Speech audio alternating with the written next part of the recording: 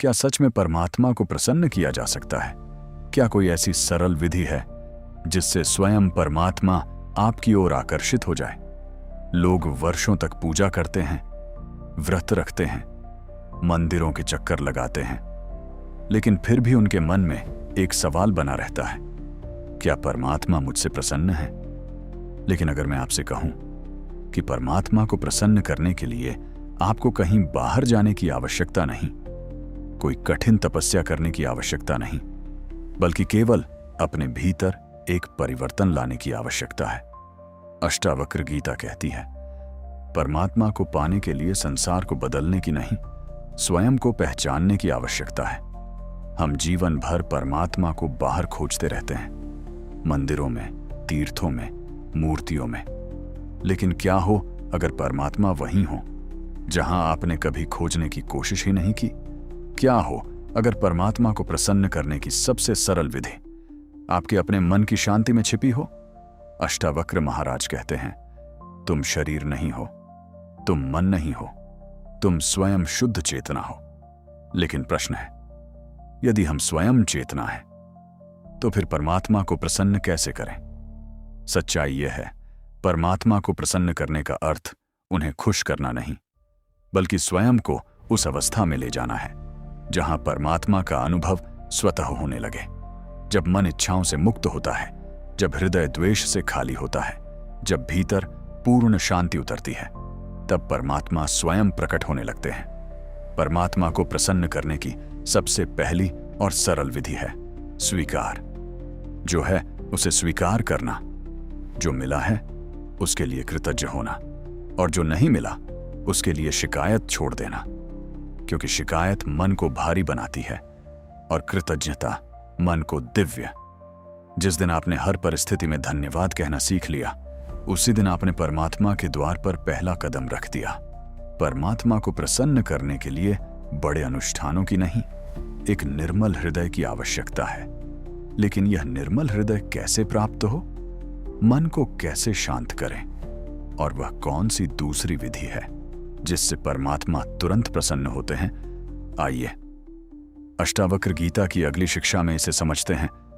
अष्टावक्र गीता कहती है, जब तक मन इच्छाओं के बंधन में है, तब तक परम शांति और परमात्मा दोनों दूर प्रतीत होते हैं। हम में से अधिकांश लोग सोचते हैं कि परमात्मा को प्रसन्न करने के लिए कुछ करना पड़ेगा, अधिक पूजा, अधिक मंत्र, अधिक नियम। लेकिन अष्टावक्र महाराज एक बिल्कुल अलग सत्य बताते हैं। वे कहते हैं, जो करना है वह बाहर नहीं, भीतर है। परमात्मा को प्रसन्न करने की दूसरी सरल विधि है अपनी इच्छाओं को देखना और उनसे धीरे धीरे मुक्त होना। ध्यान दीजिए, इच्छा बुरी नहीं है, लेकिन इच्छा से बंध जाना दुख का कारण है। जब मन हर समय कुछ चाहता रहता है, थोड़ा और धन, थोड़ी और प्रशंसा, थोड़ा और सुख, तब भीतर एक बेचैनी बनी रहती है, और बेचैन मन परमात्मा की शांति को कैसे अनुभव करेगा? अष्टावक्र गीता हमें सिखाती है, तुम्हें संसार छोड़ने की आवश्यकता नहीं, केवल आसक्ति छोड़ने की आवश्यकता है। इसका अर्थ क्या है? इसका अर्थ है, काम करो लेकिन परिणाम से मत चिपको, प्रेम करो लेकिन स्वामित्व मत रखो, जीवन जियो लेकिन हर पल को पकड़ कर रखने की कोशिश मत करो। जैसे आकाश बादलों को आने जाने देता है, वैसे ही अपने मन में उठते विचारों और इच्छाओं को आते जाते देखो। उन्हें दबाओ मत, उनसे लड़ो मत, बस देखो। धीरे धीरे मन हल्का होने लगेगा, और जब मन हल्का होता है तब भीतर एक मौन जन्म लेता है। वही मौन जहां परमात्मा की उपस्थिति महसूस होने लगती है। बहुत लोग पूछते हैं, क्या परमात्मा सच में हमारे भीतर है? अष्टावक्र महाराज कहते हैं, जिस चेतना से तुम यह प्रश्न पूछ रहे हो वही परमात्मा की झलक है। सोचिए, आप जिस मैं को महसूस करते हैं, जो शरीर बदलने पर भी वही रहता है, जो विचार बदलने पर भी बना रहता है, वही तो शुद्ध साक्षी है, और उसी साक्षी में परमात्मा का निवास है। इसलिए परमात्मा को प्रसन्न करने की दूसरी विधि है हर दिन कुछ समय अपने भीतर लौटना। कुछ मिनट शांति से बैठिए, आंखें बंद कीजिए, सांसों को महसूस कीजिए, और बस अपने विचारों को गुजरते हुए देखिए। कुछ मत कीजिए, केवल होइए। यही ध्यान है, यही आत्मा की ओर पहला कदम है, और शायद यही वह क्षण है जब परमात्मा मुस्कुराते हैं। लेकिन अभी एक और गहरी विधि बाकी है, वह विधि जिससे हृदय इतना निर्मल हो जाता है कि परमात्मा का अनुभव केवल ध्यान में नहीं, हर क्षण होने लगता है। अष्टावक्र गीता हमें एक और अत्यंत गहरा सत्य सिखाती है। परमात्मा को प्रसन्न करने की तीसरी और सबसे प्रभावशाली विधि है अहंकार का त्याग। जब तक मनुष्य स्वयं को केवल शरीर, नाम, पहचान और उपलब्धियों से जोड़कर देखता है, तब तक वह परमात्मा से दूर बना रहता है। अहंकार एक ऐसी दीवार है जो हमें हमारी वास्तविक पहचान से अलग कर देती है। हम अपने जीवन में हर छोटी बड़ी बात को मैं और मेरा के चश्मे से देखने लगते हैं। मेरा सम्मान, मेरी सफलता, मेरा दुख, मेरी इच्छा, यही मैं का भाव धीरे धीरे हमें सत्य से दूर ले जाता है। अष्टावक्र महाराज कहते हैं कि जिस क्षण यह झूठा मैं ढहने लगता है, उसी क्षण परमात्मा का प्रकाश भीतर प्रकट होने लगता है। परमात्मा को प्रसन्न करने का अर्थ किसी बाहरी सत्ता को खुश करना नहीं, बल्कि अपने भीतर उस स्थान तक पहुंचना है जहां केवल शुद्ध चेतना शेष रह जाती है। जब मनुष्य अपने अहंकार को छोड़कर विनम्रता को अपनाता है, तब उसका हृदय हल्का होने लगता है। वह दूसरों को बदलने की कोशिश छोड़ देता है, शिकायतें छोड़ देता है, स्वयं को साबित करने की दौड़ छोड़ देता है। उसके भीतर एक गहरी शांति जन्म लेने लगती है। यही शांति परमात्मा के निकट ले जाती है।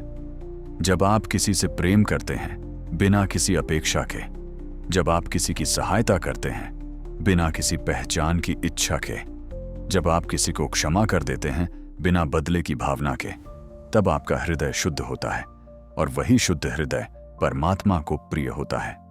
अष्टावक्र गीता कहती है कि परमात्मा तक पहुंचने का मार्ग बाहर की यात्रा नहीं, भीतर की वापसी है। स्वयं को छोटा बनाना, स्वयं को खाली करना, स्वयं को उस सत्य के सामने समर्पित कर देना, यही सबसे बड़ा तप है। जिस दिन मनुष्य यह समझ लेता है कि वह करता नहीं, केवल साक्षी है, उसी दिन उसका बोझ उतरने लगता है। तब जीवन संघर्ष नहीं लगता, बल्कि एक सहज प्रवाह बन जाता है। और इसी सहजता में, इसी समर्पण में परमात्मा का अनुभव होने लगता है। किसी चमत्कार की तरह नहीं, बल्कि एक शांत गहरी उपस्थिति की तरह जो हमेशा से भीतर थी, बस अहंकार के शोर में दब गई थी। लेकिन अभी एक अंतिम और सबसे सरल विधि बाकी है, एक ऐसी विधि जिसे अपनाकर हर साधारण व्यक्ति भी परमात्मा के और निकट आ सकता है। अष्टावक्र गीता अंततः हमें जिस सबसे सरल और सबसे गहरे मार्ग की ओर ले जाती है, वह है पूर्ण समर्पण और निरंतर साक्षी भाव। यही वह अंतिम विधि है जिससे परमात्मा को प्रसन्न करने का प्रश्न स्वयं समाप्त हो जाता है, क्योंकि तब साधक और परमात्मा के बीच का भेद मिटने लगता है। जब मनुष्य जीवन की हर परिस्थिति को नियंत्रण करने की कोशिश छोड़ देता है, जब वह यह स्वीकार कर लेता है कि इस ब्रह्मांड की हर घटना एक गहरे दिव्य क्रम का हिस्सा है, तब उसके भीतर संघर्ष कम होने लगता है। वह हर सुख को पकड़कर रखने की कोशिश नहीं करता और हर दुख से भागने की भी कोशिश नहीं करता। वह केवल देखता है, समझता है और भीतर से शांत बना रहता है। यही साक्षी भाव है। अष्टावक्र महाराज कहते हैं कि तुम वही नहीं हो जो बदलता है, तुम वह हो जो सब परिवर्तन को देखता है। तुम्हारा शरीर बदलता है, तुम्हारे विचार बदलते हैं, तुम्हारी भावनाएं बदलती हैं, परिस्थितियां बदलती हैं, लेकिन तुम्हारे भीतर एक ऐसी उपस्थिति है जो कभी नहीं बदलती। वही तुम्हारा वास्तविक स्वरूप है, वही आत्मा है और वही परमात्मा की झलक है।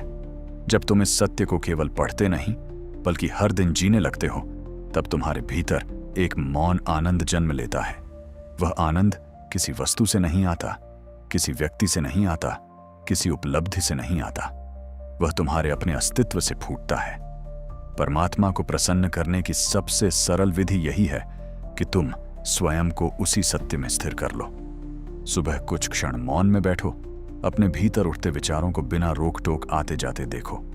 दिन भर जो भी करो, चलो, बोलो, काम करो, प्रेम करो, लेकिन भीतर यह स्मरण बनाए रखो कि मैं साक्षी हूं। जब कोई तुम्हारी प्रशंसा करे तब भी भीतर शांत रहो, जब कोई आलोचना करे तब भी भीतर शांत रहो, जब सफलता मिले तब भी भीतर संतुलन हो, जब कठिनाई आए तब भी भीतर विश्वास हो। यही समर्पण है, यही आध्यात्मिक परिपक्वता है। धीरे धीरे तुम्हें अनुभव होने लगेगा कि परमात्मा कहीं दूर नहीं है। वे किसी मंदिर की मूर्ति तक सीमित नहीं है। वे हर श्वास में हैं, हर मौन में हैं, हर धड़कन में हैं, और सबसे अधिक वे तुम्हारे अपने भीतर हैं। जिस दिन यह अनुभव सच्चा हो जाता है, उस दिन परमात्मा को प्रसन्न करने का प्रश्न समाप्त हो जाता है, क्योंकि तब समझ आता है कि परमात्मा कभी अप्रसन्न थे ही नहीं। वे हमेशा तुम्हारे साथ थे, तुम्हारी प्रतीक्षा में कि तुम अपने भीतर लौटो। अष्टावक्र गीता का यही सार है। स्वयं को जानो, अहंकार छोड़ो, साक्षी बनो और शांति में स्थिर हो जाओ। परमात्मा को पाने की नहीं, केवल पहचानने की आवश्यकता है। और शायद अभी इसी क्षण जब तुम यह सुन रहे हो, वह पहचान शुरू हो चुकी है। और अब जब अष्टावक्र गीता की इन गहरी शिक्षाओं के माध्यम से हम परमात्मा को प्रसन्न करने की सबसे सरल विधियों को समझ चुके हैं, तब एक अंतिम सत्य हमारे सामने प्रकट होता है। परमात्मा को प्रसन्न करने का अर्थ कभी भी उन्हें बदलना या उनकी कृपा प्राप्त करने के लिए प्रयास करना नहीं था, बल्कि स्वयं को उस सत्य के अनुरूप बनाना था जो पहले से ही हमारे भीतर विद्यमान है। मनुष्य जीवन भर बाहर दौड़ता है, कभी सम्मान के पीछे, कभी संबंधों के पीछे, कभी धन और उपलब्धियों के पीछे, यह सोचकर कि शायद किसी दिन उसे वह शांति मिल जाएगी जिसकी वह तलाश कर रहा है। लेकिन अष्टावक्र गीता धीरे से हमारे कानों में कहती है कि जिसे तुम बाहर खोज रहे हो, वह तुम्हारे भीतर पहले से उपस्थित है। परमात्मा कोई दूर बैठी हुई शक्ति नहीं, बल्कि तुम्हारे अस्तित्व की सबसे गहरी परत है। जब तुम अपने विचारों से पीछे हटते हो, जब तुम इच्छाओं के शोर से थोड़ा दूर होते हो, जब तुम अपने भीतर के मौन को सुनते हो, तब तुम्हें एहसास होने लगता है कि परमात्मा को पाने की यात्रा वास्तव में स्वयं तक लौटने की यात्रा है। और यह वापसी किसी कठिन साधना से नहीं, बल्कि जागरूकता से होती है। हर क्षण स्वयं को याद दिलाने से कि मैं केवल यह शरीर नहीं हूं, मैं केवल यह मन नहीं हूं, मैं वह शुद्ध चेतना हूं जो सबका साक्षी है। यही स्मरण धीरे धीरे तुम्हारे भीतर प्रकाश जगाता है। जब यह प्रकाश प्रकट होने लगता है, तब जीवन बदलने लगता है।